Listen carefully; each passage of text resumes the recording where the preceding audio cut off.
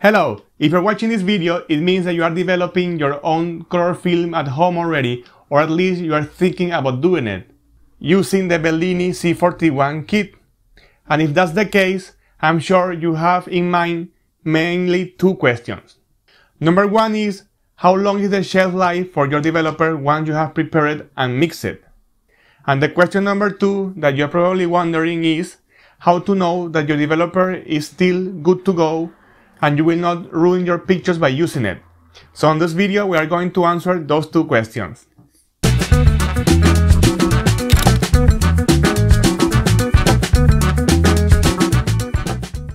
So for question number one, I have talked with the manufacturer and they have told me that this developer can last at least a couple of months if you keep it in the proper storage condition. And by proper storage condition, it means that you should keep it in a bottle like this. We have brown glass, so we have our developer protected from the light, and also we have removed most of the oxygen from inside the bottle. This is actually a valve that allows me to extract all of the air out of the bottle. So in these conditions, based on what the manufacturer says, and also in my experience, it will last you at least 2 months. But for example, today I want to develop this roll in medium format of Kodak Gold 200. And then I'm asking myself if I can trust the developer and if it's still good to use. So that takes us to the question number two. In order to be sure that a developer is good to use, we can do what is called the snip test. This test is very simple. Basically, we just need to take a piece or a strip of a already exposed C41 piece of film. Then we will pour the developer into a glass or a jar, and we dip that piece of film for around 4 minutes. And then we should observe that the color of the film change from this brownish color to a dark black color. Come and join me to do this test today to see if the developer is good to develop my roll of Kodak 200, and then you will learn along the way how to use this check yourself. The first thing we need to do is to pour some of the developer into the jar or glass, enough to dip the strip. That should be enough. Then the step number two is to cut a strip from our exposed color film.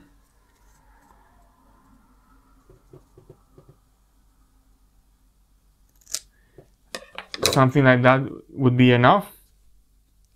And I have cut another piece to use as control and compare. And as I said, this brownish color should turn black on the side of the emulsion.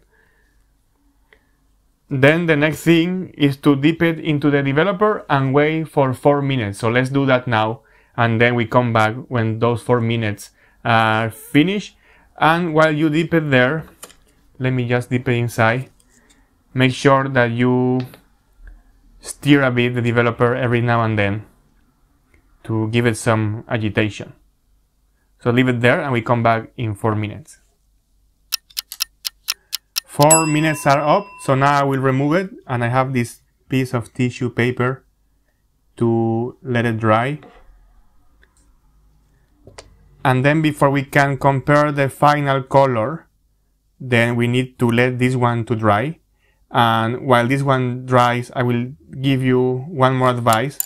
So what I would do is, when the developer is fresh and newly prepared, I will do the same test, so you can keep reference strips to see how it looks like when the developer was new. So for example, I have here different strips and I put the date on them. You can see there, hopefully. It's a bit difficult because it's in black ink, but you can see the dates. So ideally you should do this when the developer is new, so you have the first reference. Always make sure that you look on the side of the emulsion as well. And then in this case, for example, this one is the first one I did. And then it comes this one, and this one, and this one. So this is around a span of 2 months. And this is the control. So hopefully you can already see how it looks like in the control, brownish color, and then how it turns black. So this is a good comparison because this is the one when the developer was fresh. and you can see the one that I did after 2 months still looks similar to that one, and that's the idea.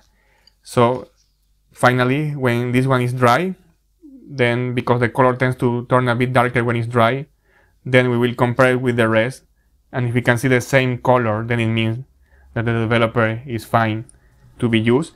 And I will always do this before using my developer, just to make sure that I will not damage my color film, because as we know, color film is very expensive these days, so nobody wants to ruin a color film during developing.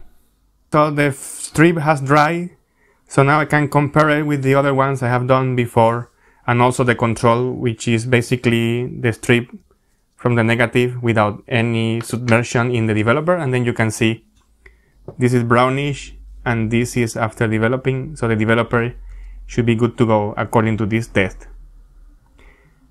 Before we move forward, I want just to show you something quickly. It's how I keep my container airtight or as free of oxygen as possible.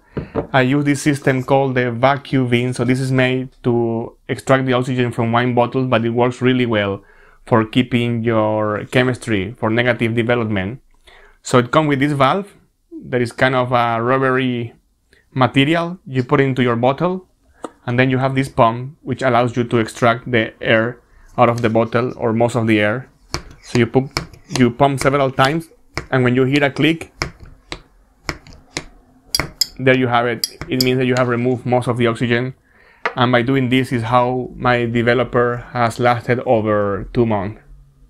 After the test, it seems that the developer is fine.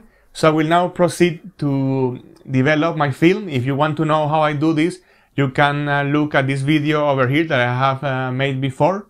So let's go and develop it, and then let's see what kind of photos I got from this one, and let's see if the developer is working based on the snip test.